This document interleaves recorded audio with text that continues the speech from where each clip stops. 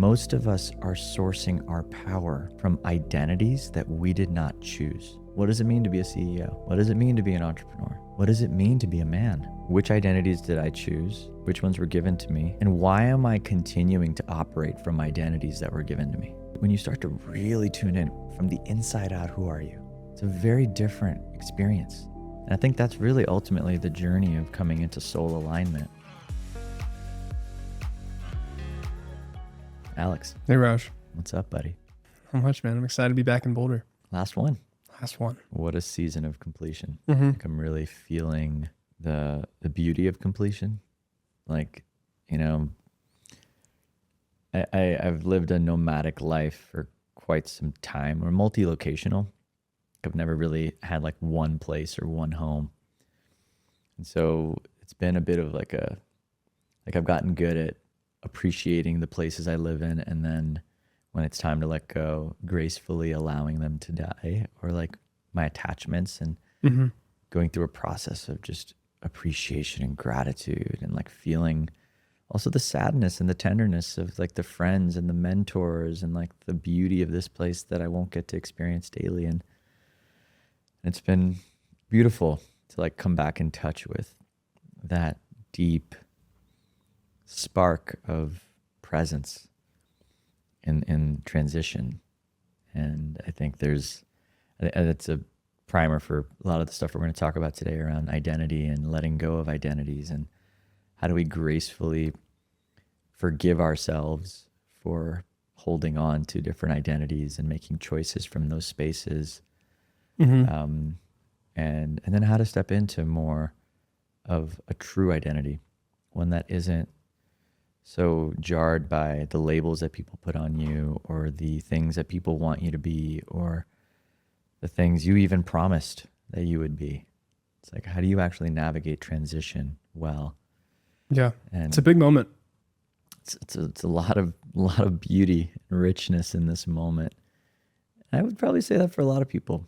Like, I don't know if you're listening right now, but if you're anything like my friends and myself, like, it just feels like this year has just brought up so much change, so much of a requirement to let go. And I think letting go gets harder if we are attached to identities. If what we have in our lives threatens who we think we are, it's gonna feel like such an uphill battle. I think that's why this conversation is important. Yeah. How have you become aware of those identities in your life? And maybe what are some of those identities as well? Asking yourself the question, who am I? You know, and not just asking yourself that question, but asking it over and over and over again will reveal some beautiful layers. Like, top level, who am I? My name's Raj. I'm 34 years old. I'm a man. I'm Indian. Living in the States.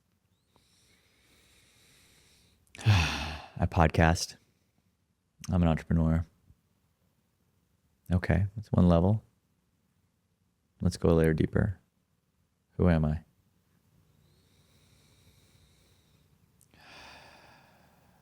I'm a brother. I'm a son. I'm a friend. I'm a mentor. I'm a guide. I'm a creator. Okay, great. Now let's ask that question a layer deeper. Who am I? I'm a soul. I am a body. I'm nature. I'm connected.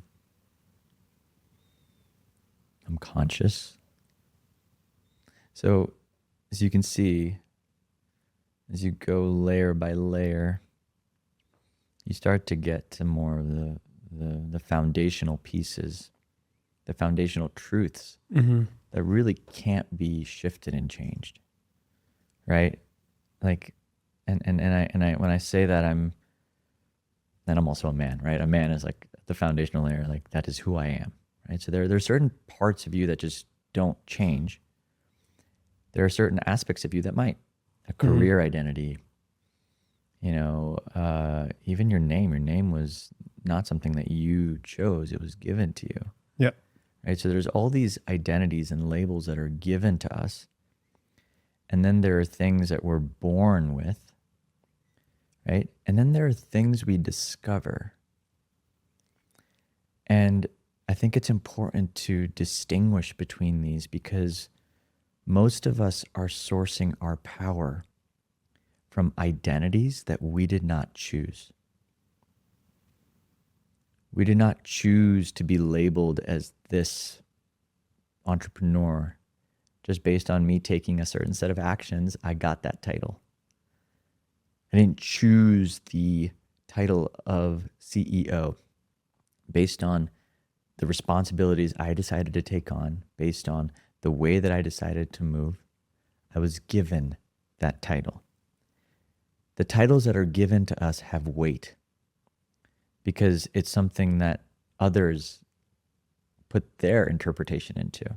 What does it mean to be a CEO? What does it mean to be an entrepreneur? What does it mean to be a millionaire? What does it mean to be a man? Right? So I bring this awareness forward because what I'm finding in my own life at this moment in the journey, if I look back on this period, I like to do my reflection episodes once every quarter or so. This feels like a good Mm-hmm. look back moment. It is like, which identities did I choose? Which ones were given to me? And why am I continuing to operate from identities that were given to me? Especially if they create suffering, especially if they force me into certain shoulds where I need to look this way or act this way or be this way in order to fit the container of that identity. But when you zoom out, you realize that you are so much more. Like you're like if I went to I recently did like a really powerful vision quest and like a really powerful journey where I got to write down every single identity that has ever been given to me or I've given myself on a piece of paper. And I had like 100. Man, podcaster, entrepreneur, successful, CEO, founder, brother, son, good son, masculine, feminine, too masculine, too feminine. Like you go down everything that anybody has ever labeled me. I put it on a piece of paper. And it was just so revealing because none of those names are ones that I chose. And when I tune into my soul, when I tune in, what am I? Right? I'm a creator. I'm a map maker. I'm a visionary. I'm an artist. I birth things into the world. Like I'm a seeker. I'm a seer. When you start to really tune in from the inside out, who are you? It's a very different experience.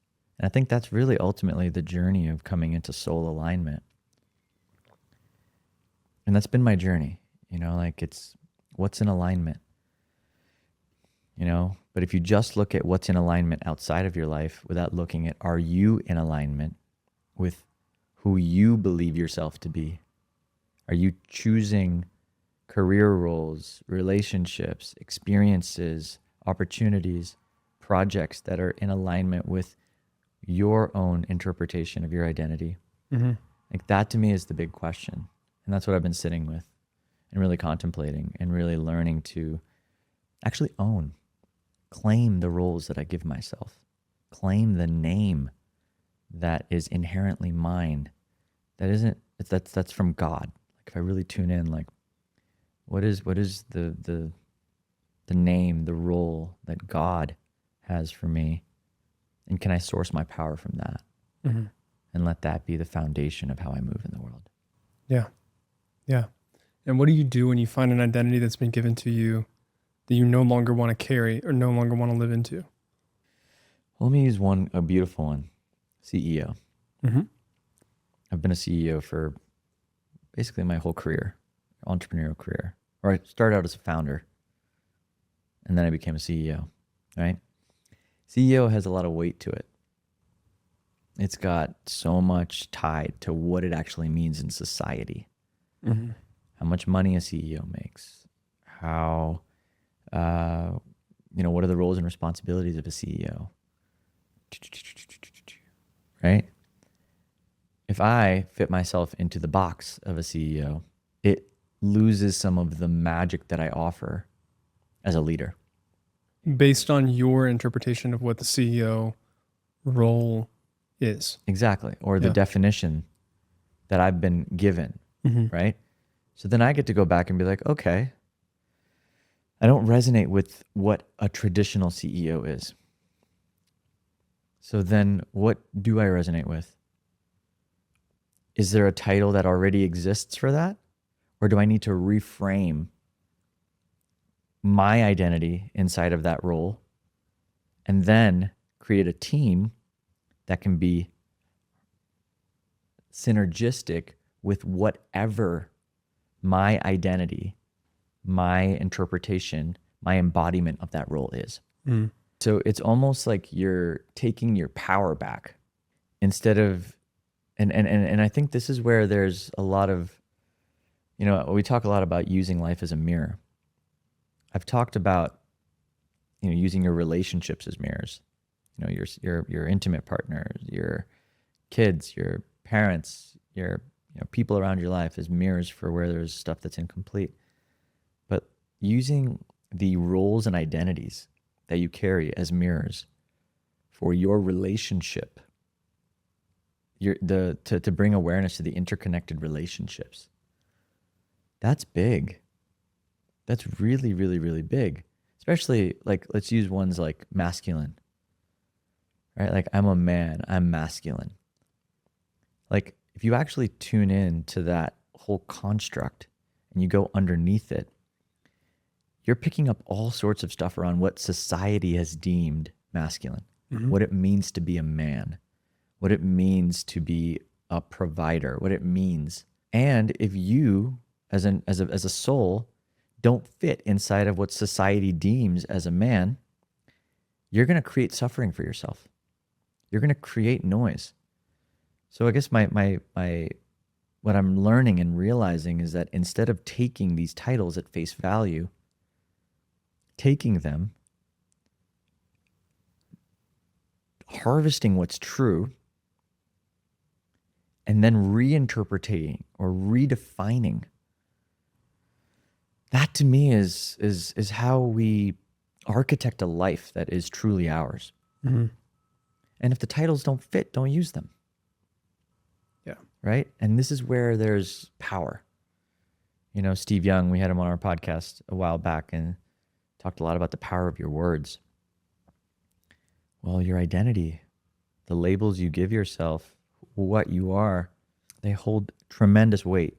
Mm-hmm. And so to be intentional with what you label yourself as and the identities you hold and carry get to be a deeply spiritual process. Like I really feel like everybody taking the time to really let go and reclaim the identity that you choose is a deeply foundational practice for rite of passage. I really feel like that's what this whole chapter has been for me. It's like a rite of passage, just saying goodbye to everything that isn't me and fully going all in and doubling down on everything that is. It's exciting. So what does that look like right now for you? And then you want to talk about with either the identity shift, the move, the work life. Yeah, man. I mean, it's all, I think one of the biggest pieces that's come through in this identity shift is realizing, like I had a company, or I have a company called Liberate. We created a 12-week program to help people with cancer and chronic illness do deep inner work to heal traumas, to regulate their nervous systems, to learn skills, to be better at holding space for themselves and others and moving through difficult life experiences. And as a result, massive transformations. I'm talking like biomarkers improving, cancer patients for the first time in their lives being in remission, like just incredible success rates. And as I've been navigating this identity shift, I realized it's like in building this company in the way that I had and to serve the population we had, we were helping a lot of people, but something was missing for me. Something was missing for me, man. Like I'm like, I've been deeply touched by cancer and deeply touched by chronic illness. I know a lot of people in my life who have gone through deep, hard journeys, which is what inspired me to want to create a resource for that community. But when I really tune out and I look at the podcast, I look at everything I'm doing, there was like something misaligned. It's like this work, this body of work is so much bigger than cancer and chronic illness. It's almost like cancer and chronic illness is like the final byproduct of not doing this work, of letting emotion build up, of letting trauma build up, of not having the hard conversations, of not being equipped with the skills to be able to relate effectively, to be able to be at the mercy of conflict, to have a deeply disconnected relationship with uncertainty, with nature, with the divine. Like this is stuff that touches everyone.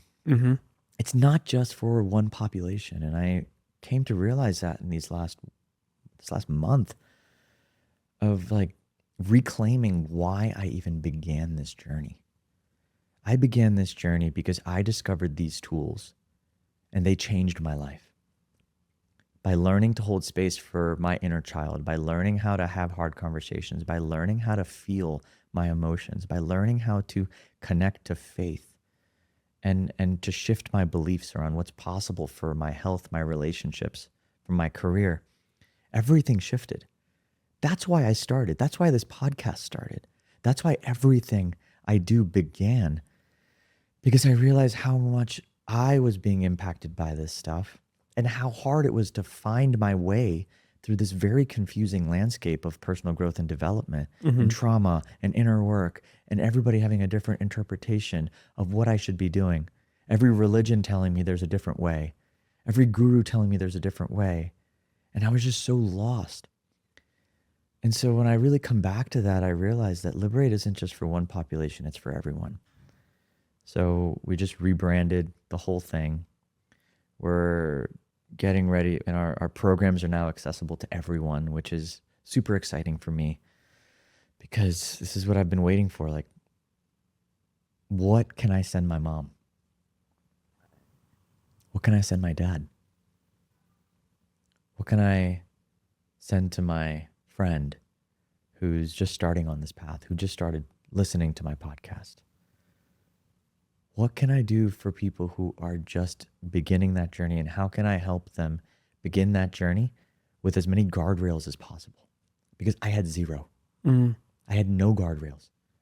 I was just going from plant medicine journey to therapy to retreat out in the mountains to vision quest to, I was just trying to find my answers, and I had the time, money, energy to go do all that, but most people don't.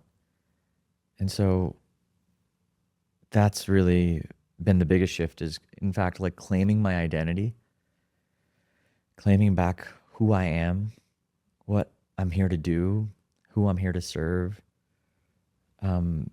is creating a tangible shift in who we help and how we help them and why we help them and why this work matters for everyone. This is beyond health. This is fundamentally helping us get in touch with the deepest part of ourselves so that we can experience great health, but also deeply meaningful and fulfilling relationships and alignment and purpose and work that matters.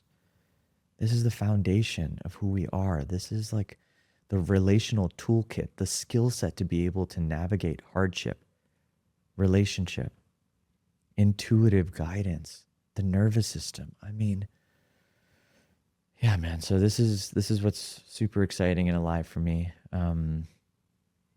Yeah, my team's excited. I'm excited again. It's not that I was never excited, but I could feel like while everything in my life was coming into alignment, it just felt like something about Liberate didn't feel fully landed. And we're still going to help people with cancer and chronic illness. In fact, that's still there. And um, the resources are growing to support everyone Yeah. who deeply feels like they need help navigating the confusing landscape of their hearts and the challenges and the pain and the suffering and the heartbreak and the grief and the adversity that's bringing them to their knees. I think it's awesome. I'm really excited for the next chapter of whatever that ends up unfolding as, both also like in your life, but then at Liberate too. I think it's, when you said that to me last night, I just want something that I can send to my mom.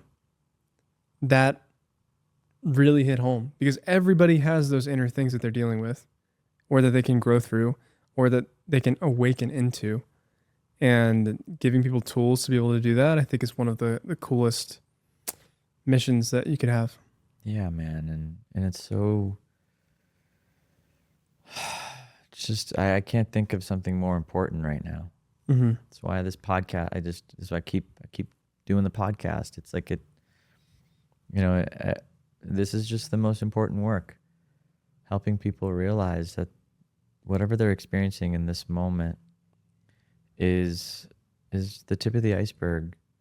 And if you have the tools to go layer underneath it, to understand what's going on, to have language and framing and context for where you are on your journey and why you might be experiencing this level of hardship now on your journey, and to be surrounded by other people who see you, who love you, who support you, who are cheering you on, and create a community.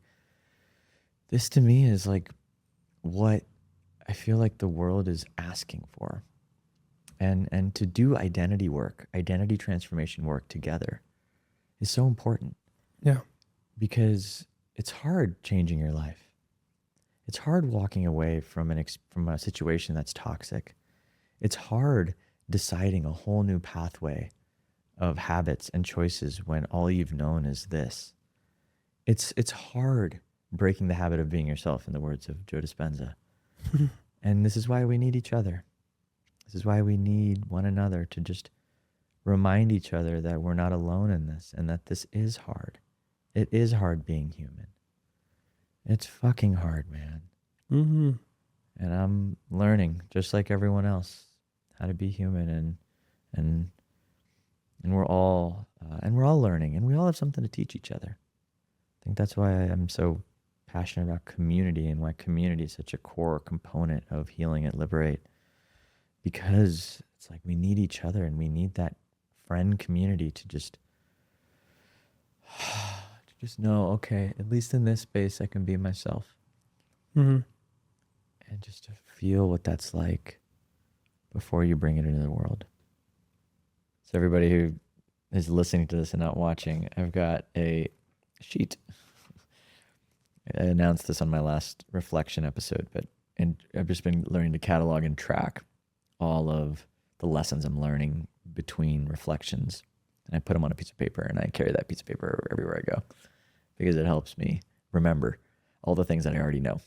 It's not about learning a new thing. It's not about finding some new information. Almost everything you need to know is something you've already learned. It's just a process of remembering it. And that's what my sheet helps me do.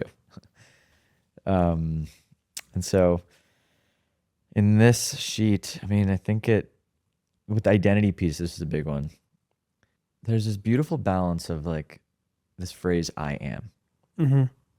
If you go outside of I am, you can be like, I am a man. I am a creator. I am a storyteller. I'm a map maker. I am, right? And you can fill. But all of those identities don't fully encapsulate the potency of just I am. If you say I am enough, it's almost like you're justifying your enoughness to yourself. Mm-hmm. I am worthy. You are justifying your worthiness to yourself. And those are important at certain points in the journey. But for me at this point, just anchoring into I am, period. There's a potency to that claiming and there's no words necessary. And that's been a really important reminder. But the contrast to that is one side of it, I am, is like all me. I am. The humbling piece and the contrast to that is that we are. I am a byproduct of the we.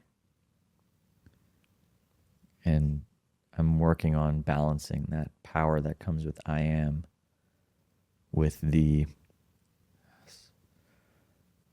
rest, reverence, humility, grace that comes with we are. We are. I am a byproduct of God. The reason I exist is because I have two parents who loved each other, made love, and gave birth to me. We are. So that's been really important for me to come back to and remember. And Mark Gober was talking about that a lot on the podcast that you did with him, where fundamentally the only thing that we really know is that we are. That's it. Like, I am here. I am conscious that I am here. And what's interesting about that too is like, in the Jewish and sort of Christian tradition as well, like there's stories of God saying, people will ask God, who are you? And all he says is, I am that I am. The great I am. And I think that's so fascinating because it's like, it just encapsulates like all that is and all that is being in one tiny little phrase. Totally, man. And it's tricky. It's a slippery slope for me. Like anchoring into I am, it gives my ego fuel to be like, I am. Then it's like in my mind, even though I don't finish it, I'm like, a badass. I got this. Like, I got us. I can handle it all. And I've been humbled. You know, in fact, like when I just only anchor in I am, I feel really anxious. I get a lot of like anxiety in my chest. I feel sometimes afraid because then the human comes back and it's like, what if I'm not? What if I don't got us? What if I screw this up? What if? And then in that vulnerability, I then get touched by the grace of others. And I remember that, oh, I got friends who got me. I got a partner who loves me. Like, I'm not doing this alone. And that I'm not doing this alone piece, you know, like to John Churchill's comment, you know, he's like, the foundational piece of safety and Sangha, which is community, is that feeling of I've got your back. I have got your back. That feeling begins with God. Because if you can connect to the truth that God has got your back, and he or she might send support, help in the form of people. Man, I'll just share a story. Like, I was navigating I woke up from a bad dream a few days ago, and it was really intense, and I woke up with tons of anxiety, and it was about a specific, you know, transition point that I'm navigating in life, career, everything. It's all connected for me. And I just like realized I was trying to figure everything out on my own. And I was like anchoring in my power and anchoring in like, and I think that's so important, especially, you know, for me as a man, I take on a lot of responsibility, and I pride myself in that. But that was a moment where I was like, ooh, like, I don't know. And I was, in some ways, there was like a fear of being vulnerable with God. I was like, I got this, God. I got this. And I was like trying to prove myself to God in some weird way. Yeah. It's like I was trying to it was really an interesting loop I was in. And I realized I was doing that. And then I just like looked up and I was like, I don't want another veil with you in life. I just started bawling. I just started crying, and it just all coming down my head. I was just like, I don't want to veil. I don't want to hide from you. No, like, not you. I might hide from the world, but I can't hide from you. And I was like, this is where I'm at. Just help me. Help me remember, help me feel, help me see. What am I missing? And that morning I was supposed to meet up with a brother for a hike. And part of me was like, oh, I'm in this not so good state. I don't know if I want to go. I'm navigating these questions. But then there's something in me that was just like, you promised him you were going to see him. And, I was leaving town. I really did want to get to meet him. It was a new friend, actually. We had never hung out before. We had one meeting and we wanted to get together. So I went on a hike with him. And the second I got there, he asked me, what's alive? And because of that commitment I made with God, like, I don't want to veil anymore. I just let myself share what I was navigating, my experience, my feelings, my fears, just let myself be seen by someone who knew nothing about me. Turns out he had been in the exact same situation 10 years ago, 13 years ago, like to the T, uncanny. He was 33, I was 34. and it was like, and I just remember looking up and I was like, oh my God, like, it's like a prayer had been answered. And like, he gave me the calm, the advice, the words, the lessons that I needed. And that was like, just coming back to that humility. Like, I think that to me is just so, it's like the through line, like I am with we are. Like, there's a humility piece that's right in the middle. Humility, reverence, and devotion. Like that frequency, that signal, there's just something so powerful about being able to live into that. And if we can design ritual and design a life that allows us to stay in that space, and vulnerability really at the core of it, letting ourselves be seen by God, like that to me is the place to be seen. And I'm just remembering and reminding myself of the potency of just dissolving the veil. What would you say to people that are listening to this and thinking, okay, well, how could I take steps to do that in my life? I think the first piece is just embracing your emotions. Like, I think most people are afraid of what they feel. And I think the first step to all of this is just giving yourself the permission to be where you are. And to get curious about your emotions and to embrace them and to welcome them in as messengers and as signals, as opposed to things to avoid. I think there's deep power and intimacy that's possible when we learn to embrace our emotions, to allow ourselves to remember that there are no bad emotions. Mm. There's no bad feelings. They're just signals and messengers. And the relationship we have to those signals is in some ways a relationship to God, a relationship to the divine, a relationship to all that is, a relationship to our hearts. Mm-hmm. Our hearts have that wisdom, quality, and embracing those qualities of ourselves is in many ways the first step. And it's a scary step for a lot of people. It's scary to embrace your heart. It's scary to slow down and feel.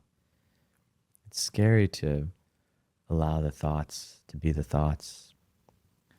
And what I want to just bring forward is this is where we get to shift away from identity.